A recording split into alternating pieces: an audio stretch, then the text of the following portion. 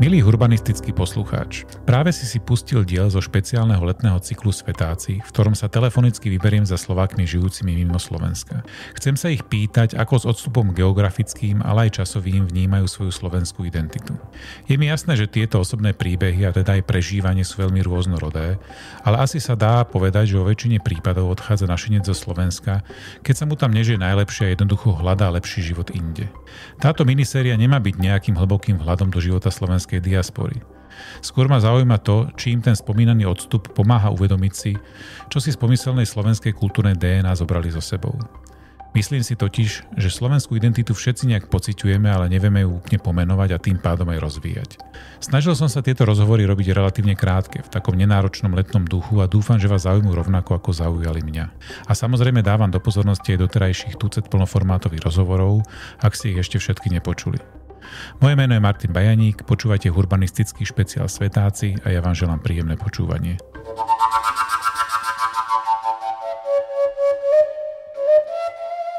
Dnes som sa dovolal do Nemecka, konkrétne do Bavorska a je s nami Robert, ktorý žije v Nemecku. Povedzte, koľko žijete v Nemecku?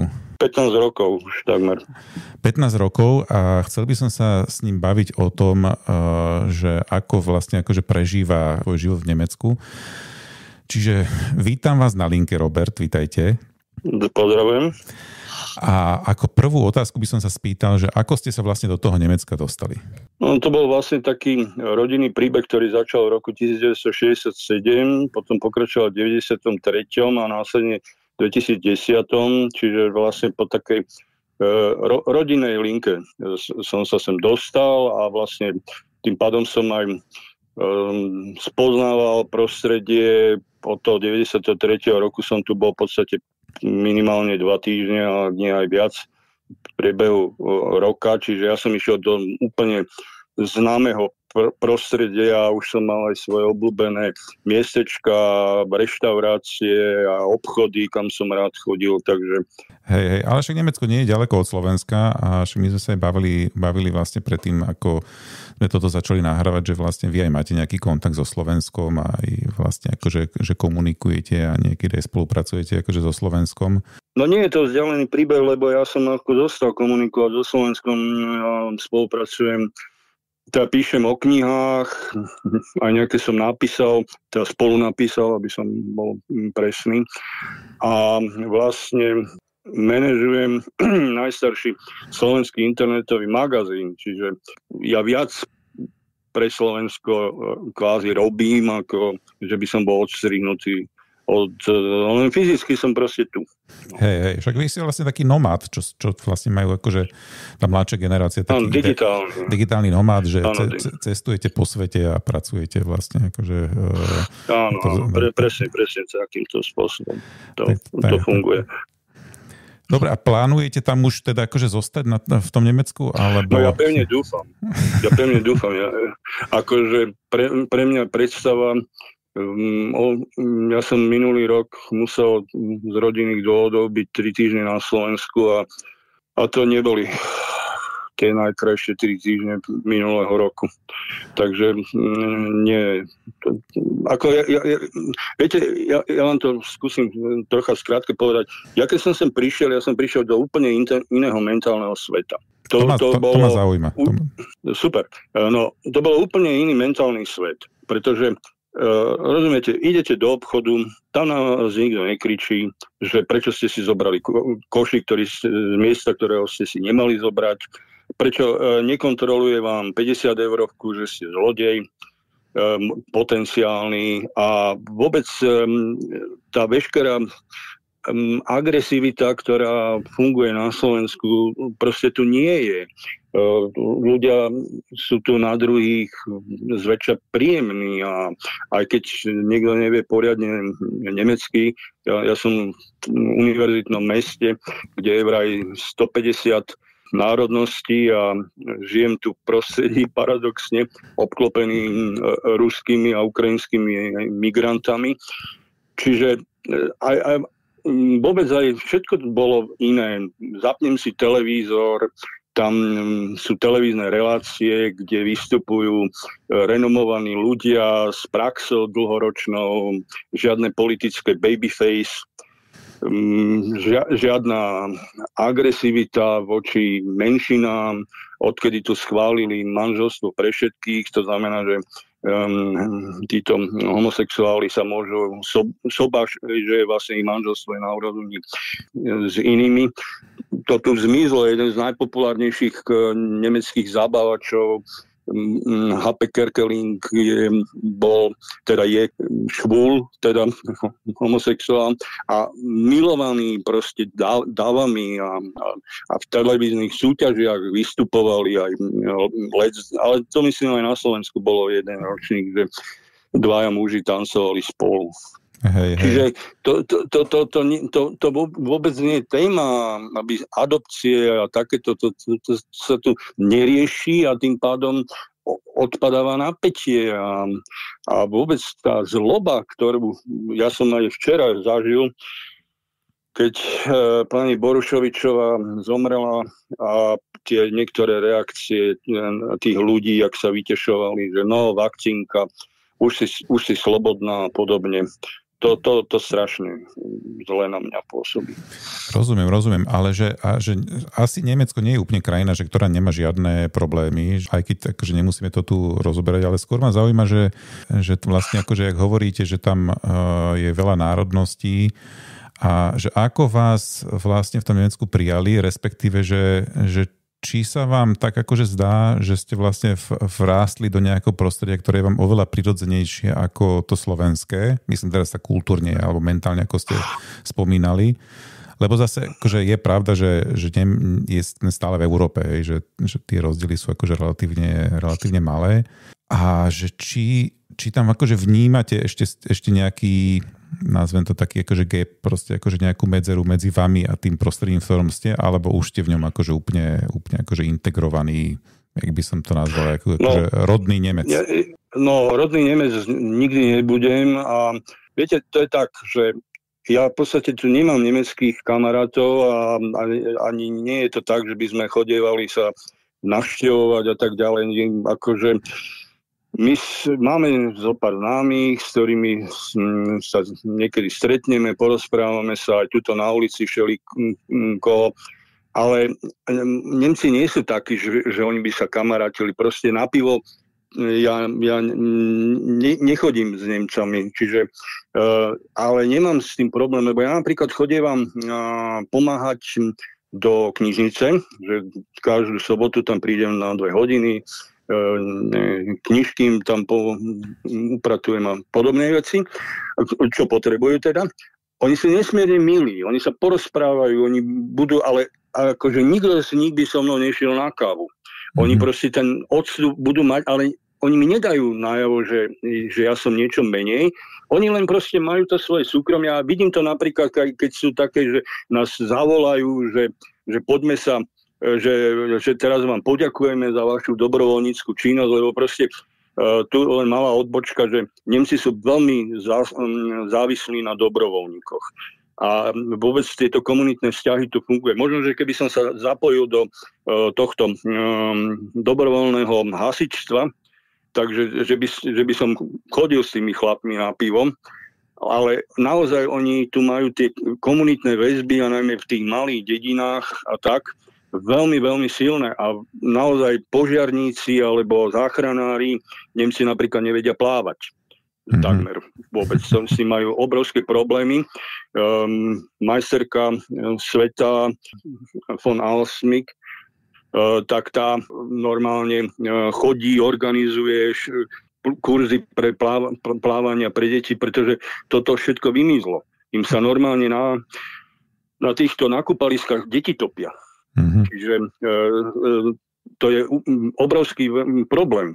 A okrem toho, oni to robia radi, lebo ja som sa napríklad pýtal raz v knižnici, že akože, že dobre, však to je pekné, že tu máte 300 dobrovoľníkov, ale čo by ste robili, keby akože nikto nemal záujem? A na to sa na mňa taká pani obratila a povedala, že no ale pomáhať to je dobré. To robí človeku dobre. Áno, problémy sú, samozrejme, pretože tá migrácia nedopadla úplne šťastne. Na druhej strane Nemci potrebujú migrantov, pretože napríklad v opatrovateľských službách je výpadok, tuším, 200,000 miest by potrebovali. Veľmi vysoký počet ľudí potrebujú do opatrovateľských služieb pre dôchodcov. Ale toto je už aj na Slovensku troška, že vlastne akože celý ten pohostinský priemysel vlastne zachránili vlastne utečenci z Ukrajiny pred tými 3 rokmi. To je asi prirodzené, ale že chcel by som sa možno obrátiť pozornosť na to, že keď tam ste, takže oni vnímajú vás, že nie ste akože niekto z nich a nejak to akože dávajú vám to najavo, alebo proste v rámci toho odstupu? Nie, nedajú to najavo. Netvária sa. My sa porozprávame o tom, akože, ako sa majú oni, kde boli na dovolenke a tak, ale nezažil som ani raz proste akože že ty si Slovák a proste ty si akože niečo menej. Oni majú ďaleko väčší, lebo rozumiete, ako náhle niekto nerobí problémy, nie je útočný, nie je agresívny, tak nie je dôvod. Keď ja sa s tým Nemcom môžem porozprávať na akúkoľvek tému, o čomkoľvek, tak on nemá dôvod proste mi dávať najavo, že on je niečo viac, lebo v podstate ani nejak akože momentálne Nemci nerobia niečo veľmi, čo by akože mohlo byť. Však ja som nad tým rozmýšľal, že vlastne v čom sa to odlišuje a najmä keď ste sa rozprávali s Dadom o tej nemeckej a slovenskej literatúre a jak Slováci prenikajú do Nemecka alebo inde, že vlastne ani tí Nemci neprenikajú do iného sveta. Že nemecké preklady tiež nevidíte nejak masovo na pultoch. Však ja neviem, však si povedzte sám, že koľko nemeckých autorov ste za posledné roky čítali, alebo nejaká nemecká knižka, ktorá vás oslovila, alebo prípadne viete o niečom, o nejakom titule. Oni vlastne poznajú Slovensko nejak, akože, že majú o nás nejakú predstavu? Nie, nemajú vôbec žiadnu predstavu, ale oni nemajú predstavu celkovo o východnej Európe. Nemci nevedia o Slovensku nič a ja si myslím, že to je v dôsledku toho, že vlastne Slovensko s Nemeckom nikdy nemalo žiaden nejaký konflikt. Bolo začlenené do Československa, ale napríklad odsun Nemcov, Sudety a tak ďalej nemajú za zlé Slovákom. Proste to je Česko. A vlastne tak, jak Slováci boli neviditeľní v rámci Československa, aj pre mnohých Čechov, napríklad vo vedomostných súťažiach som sa strašne zabával svojho času, priradili v Bratislave metro, alebo že Bratislava má hlavnú stanicu 30 km mimo mesta a podobné záležitosti. Čiže nevedia. A je to iné s Čechmi? Lebo hovorí sa, že Česi sú tak viacej, akože, že k tomu Nemecku majú bližšie ako my, že o nich vedia niečo viacej? Že či to je tou vzdialenosťou, alebo skôr to bezvýznamnosťou, že my vlastne sme mimo radaru. Áno, Čechov poznajú, samozrejme vedia. Oni normálne povedia, že Československo.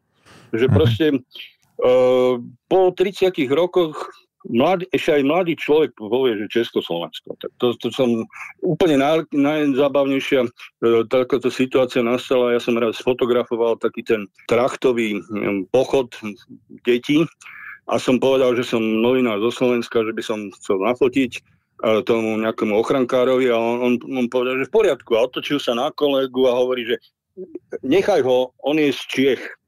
ale z Čechien.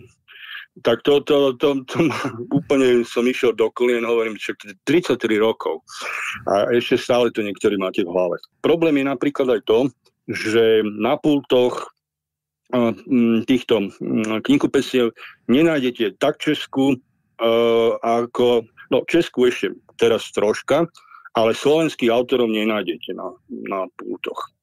Proste to jedine Michalovi Horeckému jeho knihou Troll sa podarilo na chvíľu dostať, dokonca aj na Buchmese bol pozvaný na diskusné pódium CDF, čo je teda pomerne veľké fórum, ale akože nepoznajú. Tým, že tie knihy nie sú tam a vlastne ani nie je záujem, ono neexistuje ani žiadne poľské knihy, maďarské a jak ste sa so Samom Márecom rozprávali, ani lotyšské knihy. Proste z východnej Európy jedine ukrajinská a ruská literatúra. Ale ono je to trocha aj mentálne iný svet, pretože my sme napríklad mali jednu knihu, ktorú sa nám podarilo preložiť do nemčiny. Vydalo to také menšie vydavateľstvo. A potom som zrazu zistil na niektorých recenziách, že proste sa čudovali, že ako celá tá zápletka je, že u nich by sa proste nič také nestalo. A vy to nejak akože pociťujete na sebe, že teraz možno sa tak introspektívne spýtam, že sú nejaké veci, ktoré si hovoríte, že tak akože, ktoré sú pre tých Nemcov prirodzené a že asi hovoríte, že toto nie som ja, respektíve, že máte nejaké typy zvykov alebo nejaké tradícií, že ktoré ste si doniesli zo Slovenska a nie sú tam v Nemecku prítomné? No tak v prvom rade nie je tu prítomná tá tupá šibačka napríklad. Oni zbierajú vajíčka, ktoré Osterháze, veľkonočný zajačík proste rozhádzal po záhrade a deti s nadšením prekuterajú všetko, aby to našli.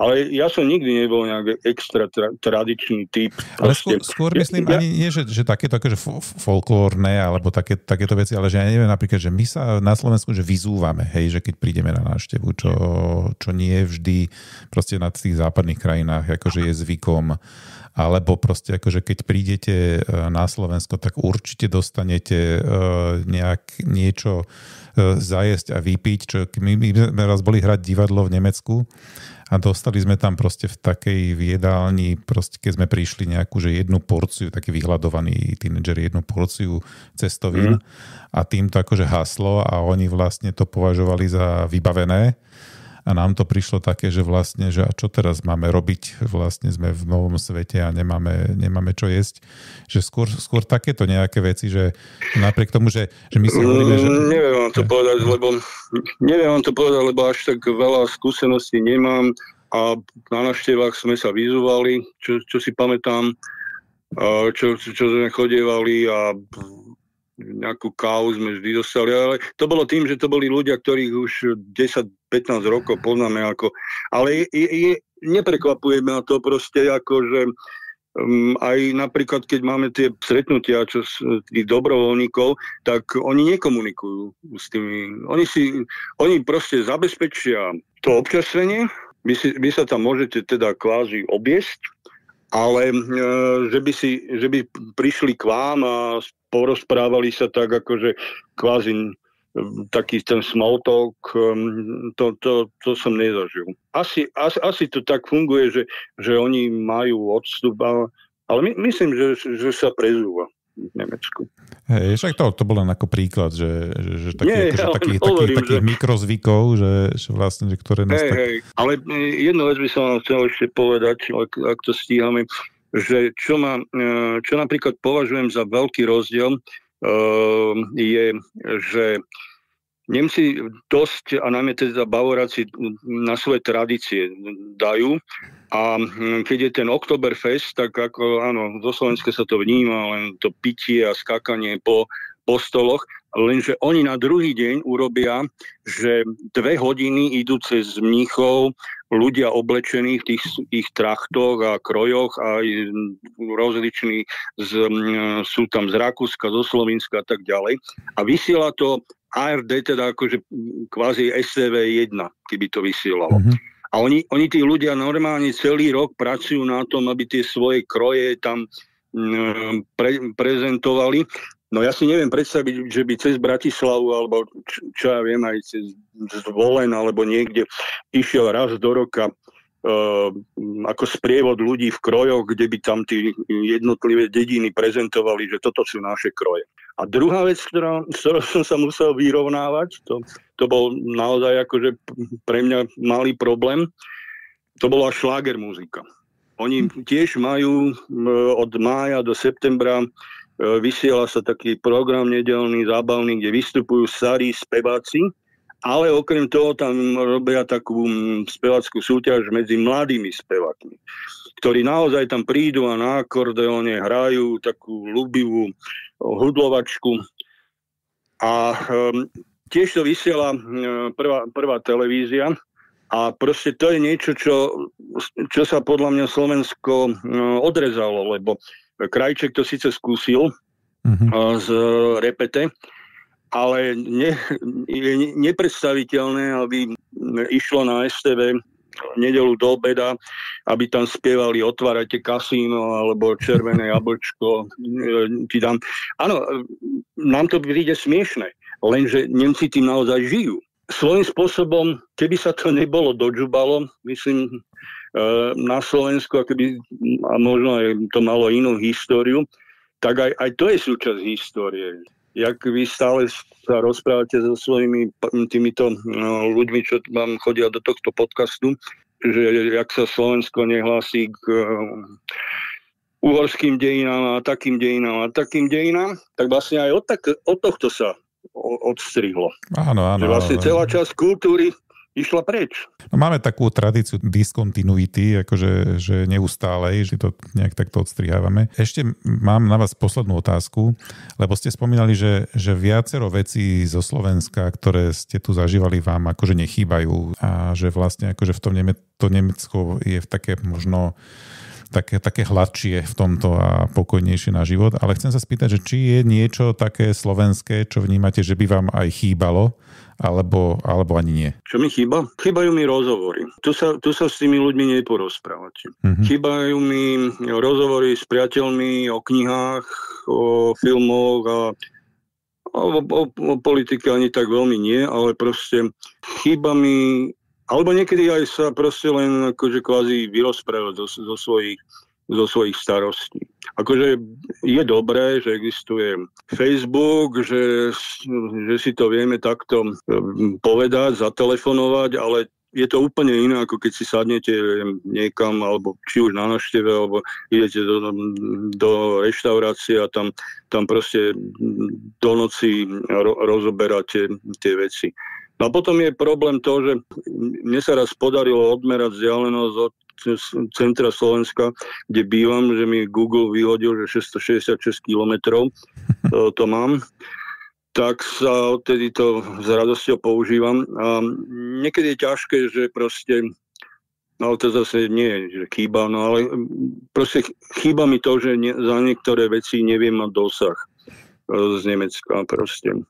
Že ktoré by bolo treba riešiť a nedá sa riešiť. Že keď treba niekomu, kto vidím, že je v ťažkej situácii alebo nedobrej, tak to s tým mám problém. Rozumiem. Ale najväčší problém je to, že sa neporozprávate. Mm-hmm. Ale myslíte akože, že typ rozhovoru, alebo skôr, že v rodnom jazyku rozprávať? Nie, to nie, áno, typ rozhovoru je to. Akože ja nemám jazykovú bariéru až tak veľkú, čiže ja by som sa to bez problémov vedel rozoberať, treba aj to Umbertajka s hocikým, ale proste nemá to tú hĺbku ako. To je to, čo aj Berry hovoril, že Amerika bola síce pekná, ale s nikým tam nehral guličky. Čiže to je ako ten.